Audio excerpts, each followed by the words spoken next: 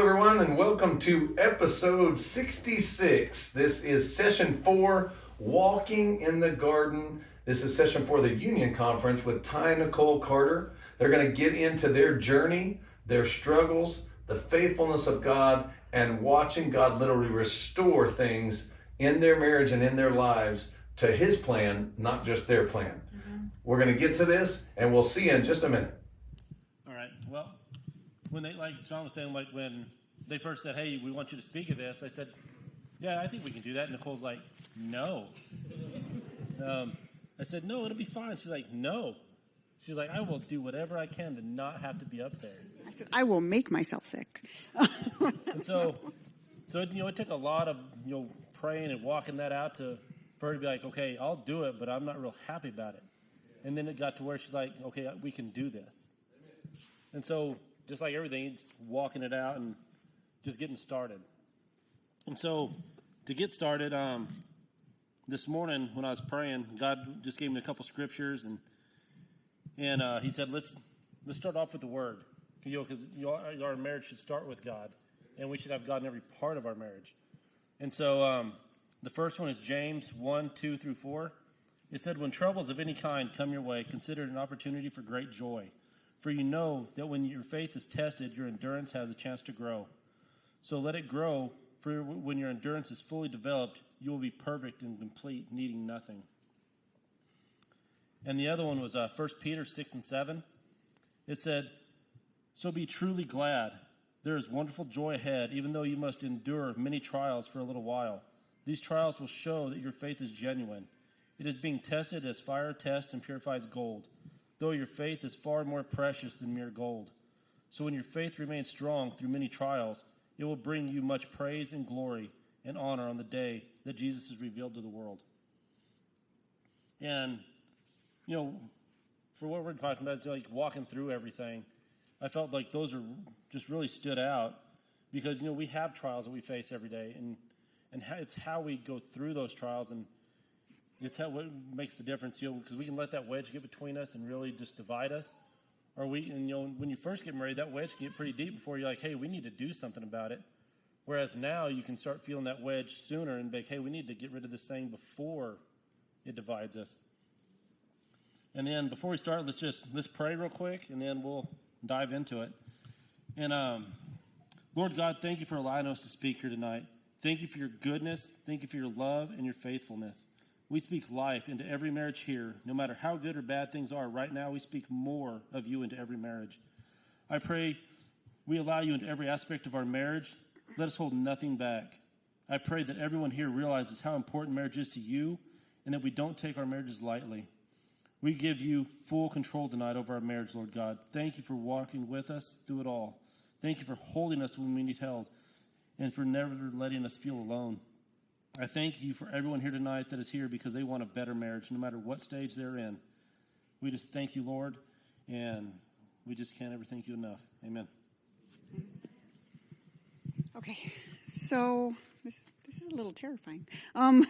Still, so we've been married 15 years. We have 3 kids, and we've been members of Gateway for 15 years. Ty lived here about a year and a half before I did. He graduated. We met in college. He graduated before I did, got a job here. We got married the summer after I graduated, and I moved here. And our first, order of business at that time was to find a home, find a church, because we didn't have family here. We didn't know anybody here. We didn't have friends here. It was kind of rough. So we came here. We almost left because we were walking up and we're like, "Oh, the Cornerstone says Gateway Baptist Church. If you guys don't know," and we're like, "We're going to a Baptist church? We don't, they're kind of crazy. We don't want to go." And so, anyways, but Tom Nobles opened the door and made eye contact before we could run away, and and we walked in, and Shaun had half a donut hanging out of his mouth, and he was like, "Hey, you know how Shaun does. I'm Shaun Wigley," and it was just home, and we've been here since, and we're asked to talk about hardships and, difficulties in our marriage, but we're not experts on hardship by any means, nor do we want to be, because we've had enough trials, and we don't want to be considered experts on them. We don't need any more. Thank you, Jesus. But we just know that so many people going into marriage believing the lie that it's an easy path, that God promised an easy path, and he didn't, and it's just not the case. And if you're young enough in your marriage that you haven't had any hardship, you are blessed, but it is not going to last. And it's not really a horrible thing to face those hardships, because the good times are good, and it makes you appreciate them so much more when you're walking through the good times. But going through the bad times is when you build that foundation, and you build it to stay. And building that marriage together and building it the way God wants you to build it is worth it all. And so we figured the best way for us to, I guess, convey that is just tell you our story and what we learned by going through it. And so I guess here we go. And so right out of the gate, I had been here a couple months, just graduated, and I took a job related to my degree. She was a band nerd. I got a music education degree to be a band director. That's Captain Band Nerd. I finished for all the wrong reasons. I was so close to finishing. I just wanted to be done. I knew that wasn't what I was supposed to be doing. I knew that's not what I was called to be doing. But I took this job, and But before that, the thing that really kept her in that was her dad said, "Hey, I'll pay for all of your wedding. I'll do all of this if you just finish this degree." Yeah, because taking it from A to B, we need to shorten that. Well, I was on scholarship and it was fixing to run out, all that stuff. But not only that, but my dad was an educator and he had an amazing career, and I think he really just wanted to share that with me, and I didn't want to disappoint him.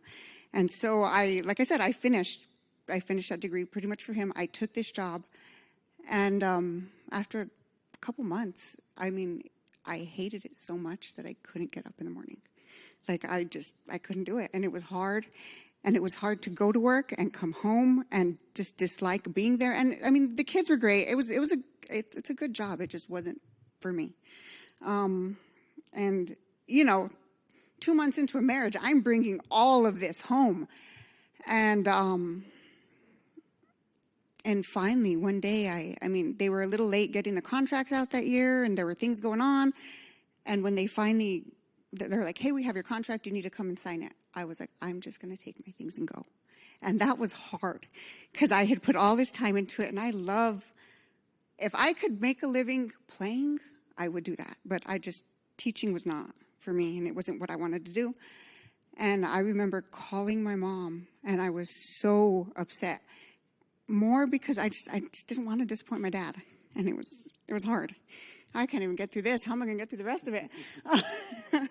But when she was walking through that, I'm like, if you're not happy, we'll find something that'll make you happy. And she's like, well, I can't. I have to walk this out. Until it got to that point where she's like, I can't do this. And, and that's when she finally called her mom, and it's like, hey, how do I tell Dad that I can't do this? And my mom, she told me and it was simple. It was just mom advice, but it stuck in me. She goes, I will talk to your dad. She goes, you take care of you and you take care of Ty. She goes, that's what you need to do. And so, that just right out of the gate taught me that you really do leave the covering of your parents. You leave what you've grown up. You're not leaving it behind. You're not forgetting it and not going back. You're just leaving that to build something new. And that's really what God intends you to do. And it's not easy. Everybody thinks, you meet this person and it's happily ever after and it's perfect forever. But it's not. It's just a lot of work. So I think at that point, that's where we had to learn that those trials are between us, and we're under our covering now, and not my parents' covering, her parents' covering, and just listening to our advice. They can give us advice, but it's like it's still we have to do is what we have to do, and so that was real. It was easier for me than her, I think, but she was trying to make sure her parents were happy before we were happy. And so I think that's where God's trying to tell us, you have to trust in me for what is between you two, because he brought us together, and and we're working on that covenant together. And so I think that's really important is, you can get advice from people, but it's still, when you go back home, it's you too. And that's what matters. And then, those of you that know us, most of you, some of you guys, we don't know, but, so we dated for 2 years, we were engaged for 2 years, and then we got married. So we thought we knew each other. We're good. And so we wanted kids right away. We didn't want to wait. We just wanted to have kids. And I wanted a lot of them until I realized how expensive they are. We're good with the ones we have, but they're still expensive. But, so I thought I was pregnant right away, and we went to the doctor, and they were like, you are not pregnant, and you most likely will never be. And that was hard. I used to tell people that I wanted to be a farmer's wife when I was a little girl because I knew them farmers had a lot of kids. And so, I just wanted babies. I just wanted them, and they were like, this isn't going to happen. And at that point, I've done the majority of my Christian walk here. I got saved when I was 18 at an FCA convention. And, then I graduated shortly after, and I didn't have a whole lot of guidance as to where to go. So when we came here, I was basically a baby Christian. And so I still have a long way to go, but I'm working on that. I just didn't have that foundation to go into.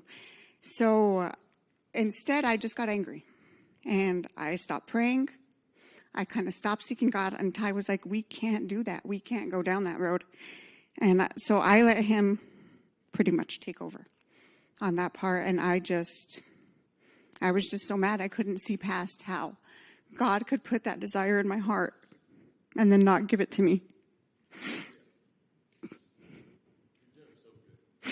And so, really, I guess that right there taught me on this side of it that all it really takes for the enemy to start putting that wedge in there is for you to do nothing.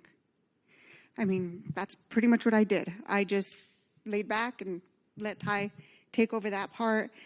And so I kind of got it in my head that, Ty, if any of you have ever seen Ty with kids, he is wonderful with children. He just is like a baby whisperer, and he can change all the diapers, and he can speak even to the older kids.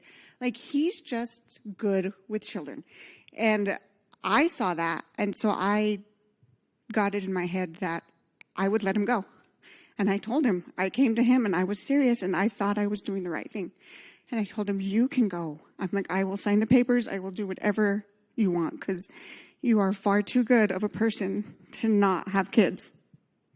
And he was, he was adamant that he wasn't going anywhere.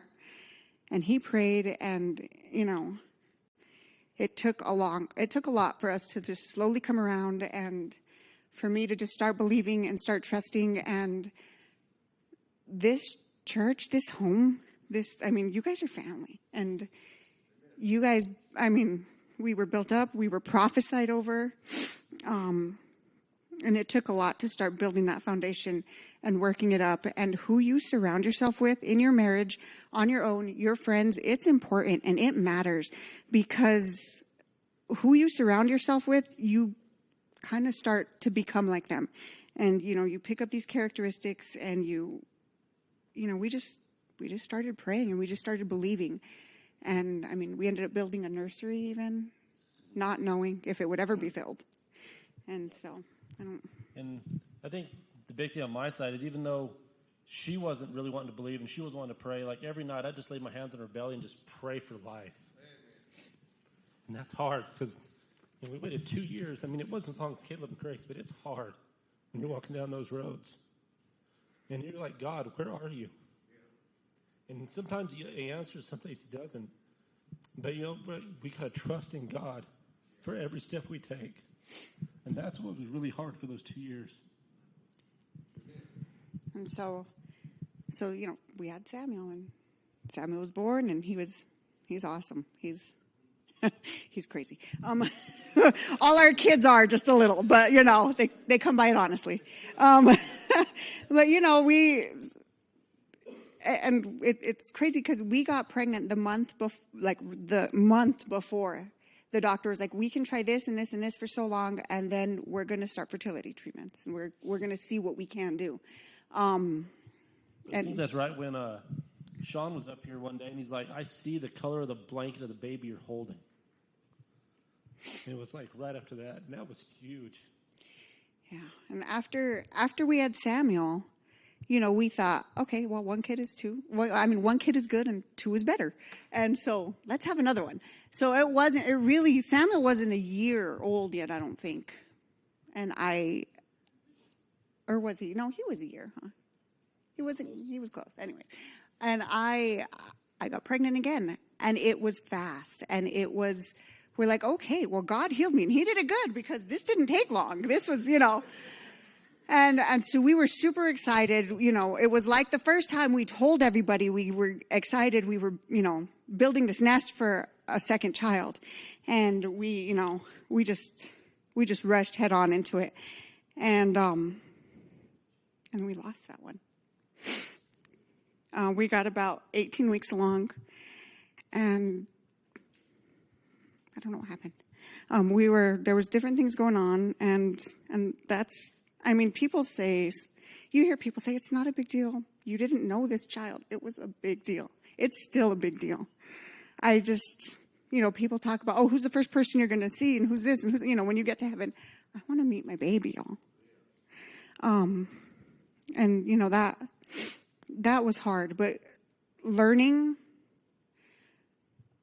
not to just trust God's timing, whether you like his timing or not, learning not just trust that, but to trust his plan is huge in a marriage, because I know people that have faced hardship like this. I know people that have faced much worse, but that they just couldn't get past it. And if you start dwelling on that, and God has a plan, because after that, we were really excited because my brother was pregnant at the same time, and my niece and this baby would have been probably a week apart. They're going to grow up. They're going to, it's going to be great. And it wasn't the plan. And back when I was dreaming of being a farmer's wife, I always pictured myself with a house full of boys. I don't know why. I just never thought I'd have a girl. And not that I didn't want one. I just never thought I would have one. And within about 6 months, we were pregnant. 6-7 months after that, we were pregnant with Annabelle. And I can't really explain. Me and her have a different kind of relationship because she's so much like me. More so than I even realize it sometimes. But she just brings out a side of me that has served me well. No, it really has. Shaun laughs because she drives me nuts too. But it has served me so well. It's just a softer side. It's a side that's more compassionate. It's served me well while I'm trying to be Jesus, while I'm trying to serve others.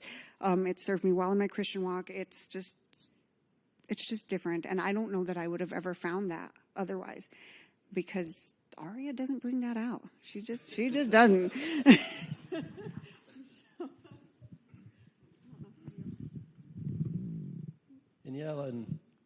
And like she said, when we had Samuel, we finally broke over that.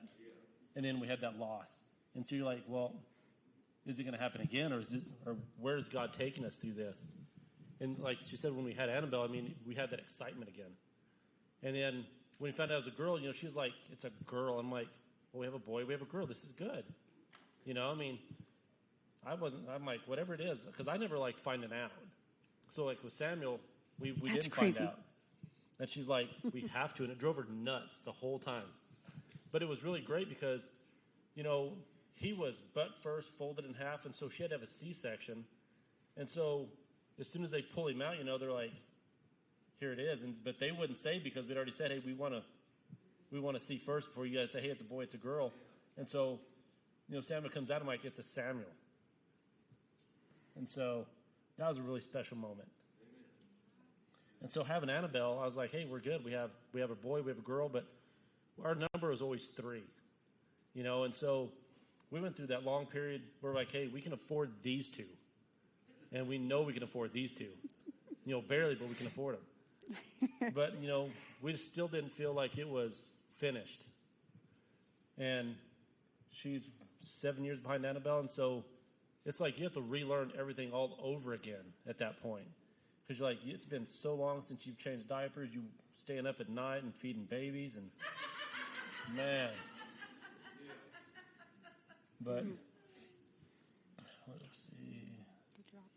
But after Annabelle, things were going pretty good, and in my career, I was like, okay, I'm good. I don't need to change jobs. Everything's going good. But then the leadership changed to where they weren't like-minded anymore, because with the first guys I worked with, they were Christians. They all had their stuff set before them, but then all the management that came in, it was night and day difference.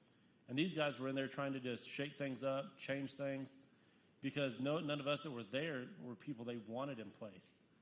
And that's when God opened a door for me going to BLM. And one of the managers there called me and he said, hey, we have a position open. It closes tomorrow. Can you have your stuff in by tomorrow? I said, I'm not even sure I'm wanting to look. And he's like, well, what you're doing over there at your job now is what we want you to do here, because we want you to be able to know both sides of everything we're doing. And I said, well, give me a week. So they called HR and they said, okay, we can give you a week. And, that never happens with the government. They said, when there's a closing date, it's a closing date. Yeah. And so once they did that, I said, okay, God, you're opening a door for me. And so we prayed that through, got everything in, and I went over to BLM, because the other job, I tried not to ever bring the job home. But it got to where there's so much stress, it was like you could start seeing that home and how that was affecting, my time with Nicole and the kids. And I'm like, it's getting almost toxic. And so then moving over there was like a breath of fresh air. And just, it was a promotion, and then everything was going good again. And we're like, okay, we're on a better track than we've been in a long time. And that's when we started thinking, we're not through.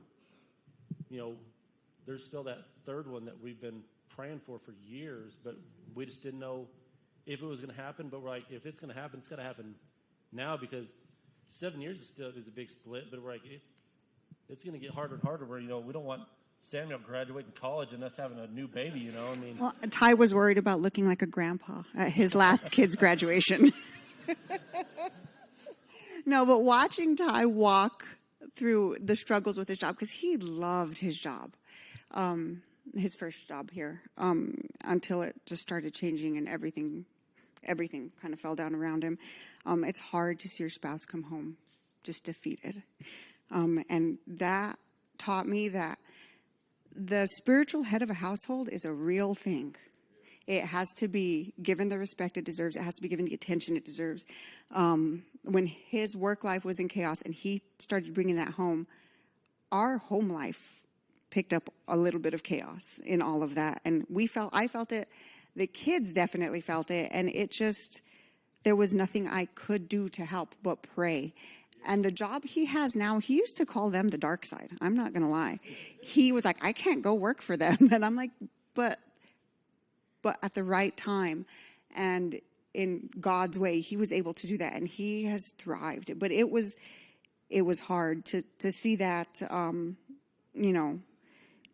it also, in a weird way, a lot of people, they get married, they have kids, and they raise their kids. And they spend so much time putting their kids first and raising their kids that they forget that your marriage is a living, breathing thing. It's between you and God. And if you don't nurture that, it's just like anything else. The grass is greener where you water it. And so it was, I don't know. I don't really know where I'm going with that, I guess. But, there was just nothing I could do for him but pray. And I kind of learned through that your spouse matters. You don't want to be so busy. Your kids are important. Don't get me wrong. They are absolutely important.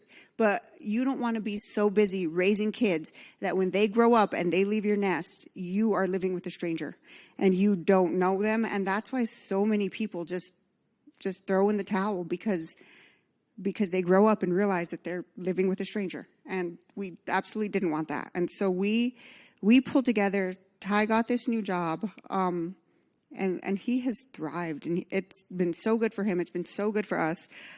He's had promotion in it already, and he loves it. And it, in that whole process, it kind of realigned my thinking, because I waited for those kids, and I wanted those kids. And I mean, obviously we still take care of them, but we make sure that we're not only, or we try to make sure. It's hard with 3. It's hard to find time to get away and all that, but we try to make sure to have that time to go and to be alone, and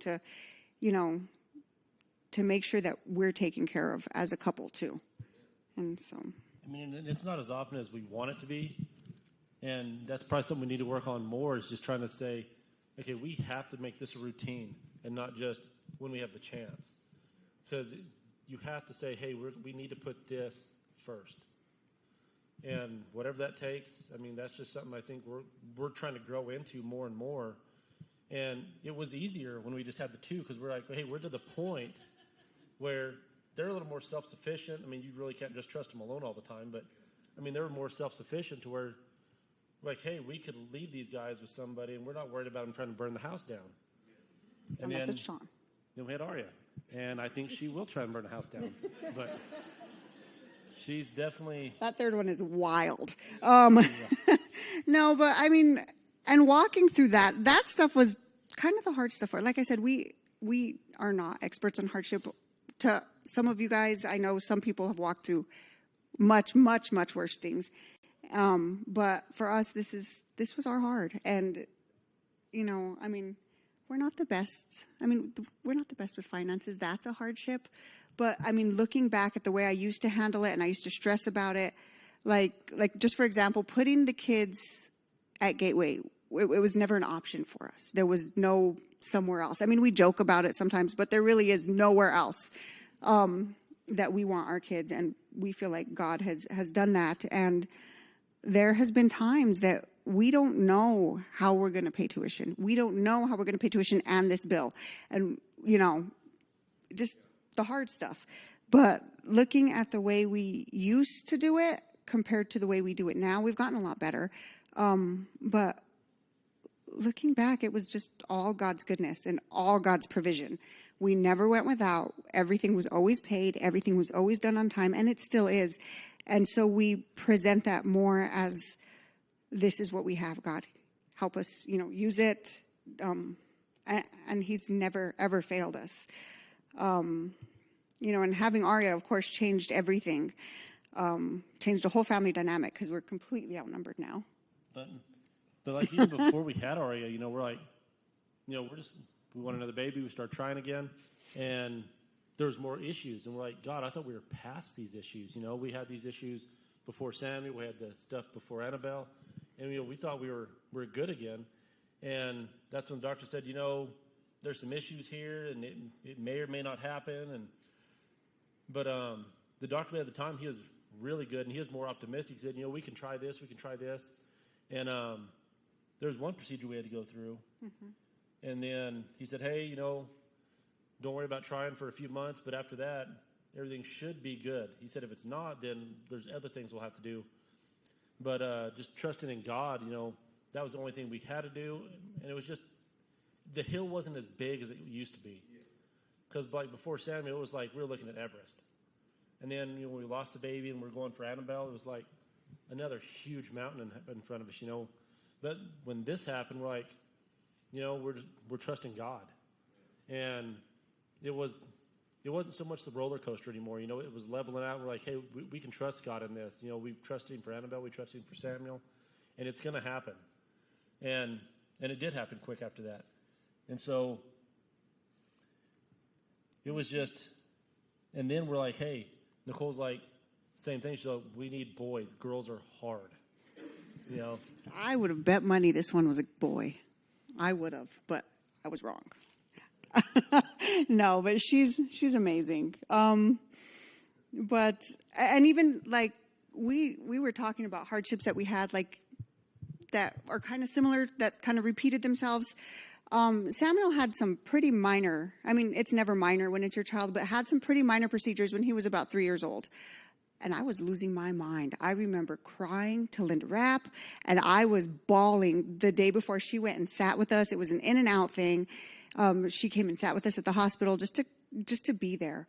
And it was huge for me, and I was a mess.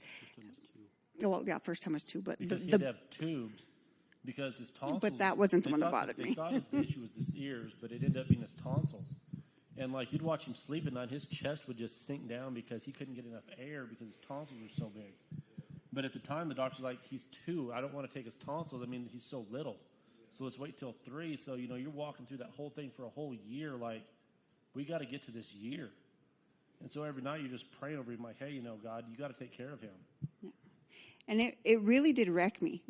And then when Aria was born, she was born with an open palate that had to be completely reconstructed when she was 11 months old. So they lowered her palate like a centimeter in her mouth, pushed it all the way back, covered the hole. It was supposed to be a 2-hour surgery. It ended up being 5.5 hours. We spent several days in the hospital with her. And when we're in it, you don't really think, I guess you just don't really pay attention to those kind of things because you're in it and you're dealing with it at that time. But the way we've handled that and the way we've handled so many things since then, compared to Samuel's, which was relatively minor. It was in and out. It was a couple, it was fine. And, it was huge. I mean, we still had we still had you guys praying. We had our family praying. We had all of the same things. But going through all this stuff in our marriage had just built our faith. And it just wasn't that big of a deal. I mean, it was, but it wasn't because God had that and we knew it. And I mean, it's just, I don't know. I don't really know. It's just a walk, and there's no same path for, every couple. Every couple's different, and you just got to figure it out and go through it. Through that with Aria, with that little bit of a hole in her palate, like it was, she didn't have the sound she's supposed to. She didn't have the suction, so like feeding her was a brand new ordeal. So we had to get the bottles with the bag. So we almost had to force feed her, but then you couldn't feed her too fast because then she'd choke, and so you just had to learn that balance. But the day of her surgery, she had so many more sounds. Like before, she would mumble some things, but that day, like her vocabulary just like quadrupled. And I mean, she was saying things that we didn't ever think she'd say because of that. And they said, she's going to be set back. She's going to be set back. But at all the appointments, they said she's meeting or exceeding every category for speech. Yeah. And that was just unheard of. Yeah. And even the doctors are like, well, you can try this. Like, we're doing this, and this. And you guys are way more experimental than other people are. And I think it's mainly because we're trusting in God. And we're like, God, how do we get through this? Mm-hmm. And just completely trusting in Him in every step of that is how we got through that. And I think that made a difference with all those different doctors and nurses we're seeing. And, they're saying, you guys are doing things that people don't do. And it's like, well, we're trying to keep her alive, so we're going to do whatever it takes to keep her alive. And they said, well, people don't normally experiment like that. And so I think it's just God working with us and us having trust in God that got us through every step of that process. To have to go through that at the beginning, I honestly don't know that we would be here today at all. God's just good. I mean, He's given us like-minded people to walk through life with. He's given us each other to just.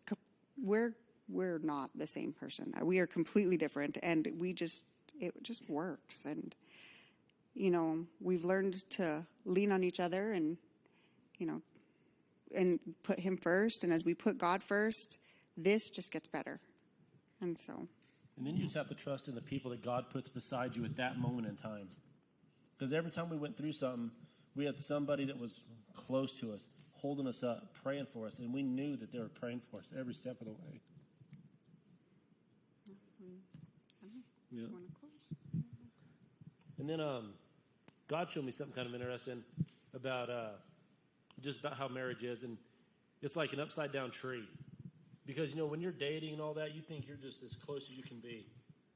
But kind of like the tree up here, the little pine tree, You know, you see the trunk, and you think you're that close when you get married, when actually you're this far apart, because you start learning all the differences, and you're like, well, I didn't know you were that different.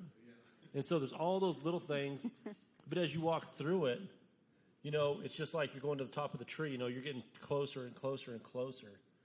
And as long as we're just relying on God and trusting in Him in all those steps, once you get to that point, I mean, you're just aligned with Him so perfectly that you know who you fall back on, and that's always going to be God. The end.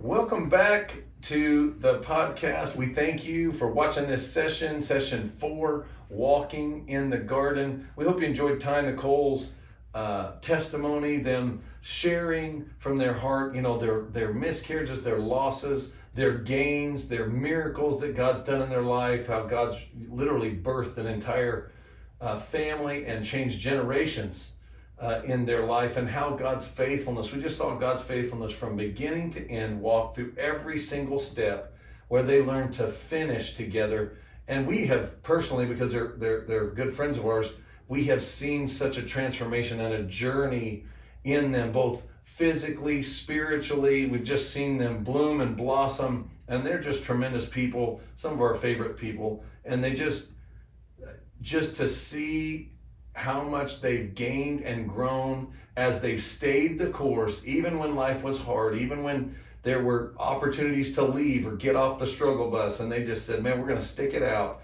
And so we hope that their story helps encourage you in your story. So many of us are facing what seems to be an impossible situation, but with God, all things are possible. So we just want to encourage you today that no matter what you're facing, no matter where you think you are, you're never alone, and God is always capable of doing the impossible, removing those barriers. Even when doctors say, we're not against doctors, we believe that they took a look and they're like, hey, this is your situation. But we also know God is a God of the supernatural. He goes and changes our natural because He's super. He does literally what no one else can do. He's such a wonderful God.